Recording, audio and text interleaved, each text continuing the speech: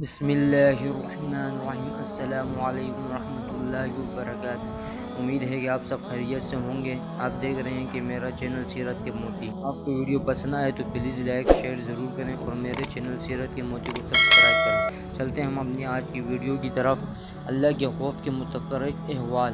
قرآن شریف کی آیات اور حضور صلی اللہ علیہ وسلم کی احادیث اور بزرگوں کے واقعات میں اللہ جل شانہ سے ڈرنے کے متعلق جتنا کچھ ذکر کیا گیا ہے، اس کا احاطہ تو دشوار ہے، لیکن مختصر طور پر اتنا سمجھ لینا چاہیے کہ دین کے ہر کمال کا زینہ اللہ کا خوف ہے۔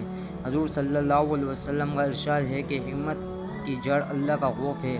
حضرت ابن عمر رضی اللہ تعالیٰ عنہ بہت رویا کرتے تھے، حتیٰ کہ روتے روتے آنکھیں بھی بیکار ہو گئی تھی۔ کسی شخص نے ایک مرتبہ دیکھ لیا تو فرمانے لگے کہ میرے رونے پر تعجب کرتے ہو، اللہ کے خوف سے سورج روتا ہے۔ ایک مرتبہ ایسا ہی قصہ آیا تو فرمایا کہ اللہ کے خوف سے چاند روتا ہے۔ ایک نوجوان صحابی رضی اللہ تعالیٰ عنہ پر حضور صلی اللہ علیہ وسلم کا گزر ہوا۔ وہ پڑھ رہے تھے جب فَإِذَا انشَقَّتِ السَّمَاءُ فَكَانَتْ وَرْدَةً كَالدِّهَانِ پر پہنچے تو بدن کے بال کڑے ہو گئے، روتے روتے دم گھٹنے لگا اور کہہ رہے تھے، ہاں جس دن آسمان پھٹ جاوے گے، یعنی قیامت کے دن میرا کیا حال ہوگا، ہائے میری بربادی۔ حضور صلی اللہ علیہ وسلم نے ارشاد فرمایا کہ تمہارے اس رونے کی وجہ سے فرشتے بھی رونے لگے۔ ایک انصاری نے تہجد پڑھا اور پھر بیٹھ کر بہت روئے، کہتے تھے کہ اللہ ہی سے فریاد کرتا ہوں جہنم کی آگ کی۔ حضور صلی اللہ علیہ وسلم نے ارشاد فرمایا کہ تم نے آج فرشتوں کو رلا دیا۔ عبداللہ بن رواحہ رضی اللہ تعالیٰ عنہ ایک صحابی ہیں، رو رہے تھے، بیوی بھی ان کی اس حالت کو دیکھ کر رونے لگی۔ پوچھا کہ کیوں روتی ہو؟ کہنے لگے کہ جس وجہ سے تم روتے ہو۔ عبداللہ بن رواحہ رضی اللہ تعالیٰ عنہ نے کہا کہ میں اس وجہ سے رو رہا ہوں کہ جہنم پر تو گزرنا ہی ہے، نہ معلوم نجات ہو سکے گی یا وہیں رہ جاؤں گا۔ زرارۃ بن اوفا ایک مسجد میں نماز پڑھ رہے تھے۔ فَإِذَا نُقِرَ فِي النَّاقُورِ آیات پر جب پہنچے تو فوراً گر گئے اور انتقال ہو گیا۔ لوگ اٹھا کر گھر تک لائے۔ حضرت خالد رحمۃ اللہ علیہ ایک مرتبہ نماز پڑھ رہے تھے، کل نفس ذائقۃ الموت پر پہنچے تو اس کو بار بار پڑھنے لگے۔ تھوڑی دیر میں گھر کے ایک کونے سے آواز آئی کہ کتنی مرتبہ اس کو پڑھو گے، تمہارے اس بار بار پڑھنے کی وجہ سے 4 جن مر چکے ہیں۔ ایک اور صاحب کا قصہ لکھا ہے کہ پڑھتے پڑھتے جب وردوا الی اللہ مولاہم الحق پر پہنچے تو ایک چیخ ماری اور تڑپ تڑپ کر مر گئے۔ اور بھی اس قسم کے واقعات کثرت سے گزرے ہیں۔ حضرت فضیل رحمۃ اللہ علیہ مشہور بزرگ ہیں، کہتے ہیں کہ اللہ کے خوف ہر خیر کی طرف رہبری کرتا ہے۔ حضرت شبلی رحمۃ اللہ علیہ کے نام سے سب ہی واقف ہیں۔ وہ کہتے ہیں کہ جب بھی میں اللہ سے ڈرا ہوں، اس کی وجہ سے مجھ پر حکمت اور عبرت کا ایسا دروازہ کھلا ہے جو اس سے پہلے نہیں کھلا۔ حدیث میں آیا ہے کہ اللہ جل شانہ فرماتے ہیں کہ میں اپنے بندے پر 2 خوف جمع نہیں کرتا اور 2 بے فکریاں نہیں دیتا۔ اگر دنیا میں مجھ سے بے فکر رہے تو قیامت میں ڈراتا ہوں، اور دنیا میں ڈرتا ہے تو آخرت میں بے فکری عطا کرتا ہوں۔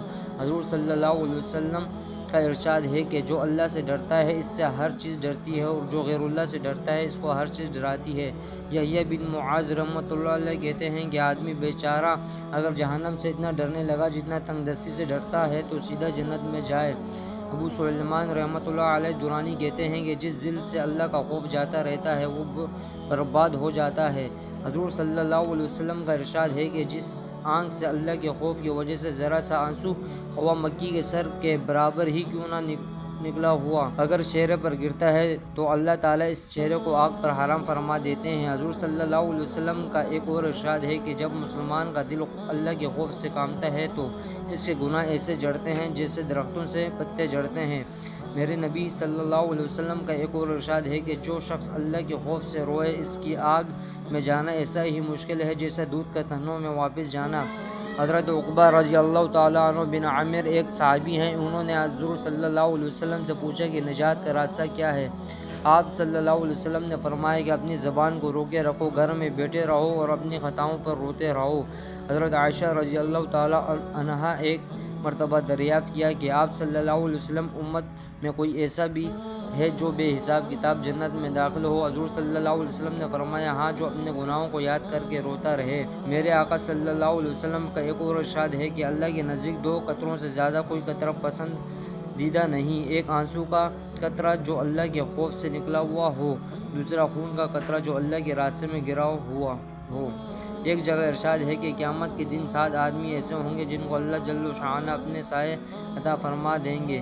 ایک وہ شخص جو تنہائی میں اللہ کو یاد کرے اور اس کی وجہ سے اس کی آنکھ سے آنسو بہنے لگیں۔ حضرت ابو بکر صدیق رضی اللہ تعالیٰ عنہ کا ارشاد ہے کہ جو رو سکتا ہو وہ روئے اور جس کو رونا نہ آئے وہ رونے کی صورت ہی بنائے۔ محمد رحمۃ اللہ علیہ بن منقدر جب روتے تھے تو آنسوؤں کو اپنی منہ اور داڑھی سے پوچھتے تھے اور کہتے تھے کہ مجھے یہ روایت پہنچی کہ جہنم کی آگ اس جگہ کو نہیں چھوتی جہاں آنسو پہنچے ہوں۔ صحابت رحمۃ اللہ علیہ بنانی کی آنکھیں دھگنے لگی۔ طبیب نے کہا کہ ایک بات کا وعدہ کر لو، آنکھ اچھی ہو جائے گی، رویا نہ کرو۔ کہنے لگے آنکھ میں کوئی خوبی ہی نہیں کہ اگر وہ روئے نہیں۔ یزید بن میسرہ کہتے ہیں کہ رونا 7 وجہ سے ہوتا ہے۔ نمبر 1 خوشی سے، نمبر 2 جنون سے، نمبر 3 درد سے، نمبر 4 گھبراہٹ سے، نمبر 5 دکھلاوے سے، نمبر 6 نشے سے، نمبر 7 اللہ کے خوف سے۔ یہی وجہ ہے کہ رونے کی اس کا ایک آنسو بھی آگ کے سمندر کو بجھا دیتا ہے۔ کعب احبار رحمۃ اللہ کہتے ہیں کہ اس ذات کی قسم جس کے قبضے میں میری جان ہے، اگر میں اللہ کے خوف سے رہوں اور آنسو میرے رخسار پر بہنے لگیں، یہ مجھے اس سے زیادہ پسند ہے کہ پہاڑ کے برابر سونا صدقہ کروں۔ ان کے علاوہ اور بھی ہزاروں ارشادات ہیں جن سے معلوم ہوتا ہے کہ اللہ کی یاد میں اور اپنے گناہوں کی فکر میں رونا کیمیا ہے اور بہت ہی ضروری اور مفید ہے، اور اپنے گناہوں پر نظر کر کے یہی حالت ہونا چاہیے۔ لیکن اس کے ساتھ ہی یہ بھی ضروری ہے کہ اللہ کے فضل اور اس کی رحمت کی امید میں بھی کمی نہ ہو۔ یقیناً اللہ کی رحمت ہر شے کو وسیع ہے۔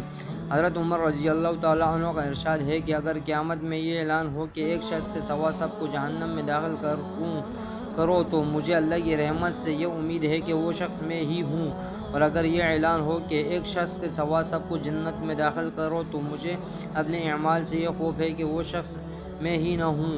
اس لیے دونوں چیزوں کو علیحدہ علیحدہ سمجھنا اور رکھنا چاہیے۔ بالخصوص موت کے وقت میں امید کا معاملہ زیادہ ہونا چاہیے۔ حضور صلی اللہ علیہ وسلم کا ارشاد ہے کہ تم میں سے کوئی شخص نہ مرے مگر اللہ تعالیٰ کے ساتھ حسن ظن رکھتا ہو۔ امام احمد رحمۃ اللہ علیہ بن حنبل کا جب انتقال ہونے لگا تو انہوں نے اپنے بیٹوں کو بلایا اور فرمایا کہ ایسی احادیث مجھے سناؤ جن سے اللہ تعالیٰ کے ساتھ امیدیں بڑھتی ہوں۔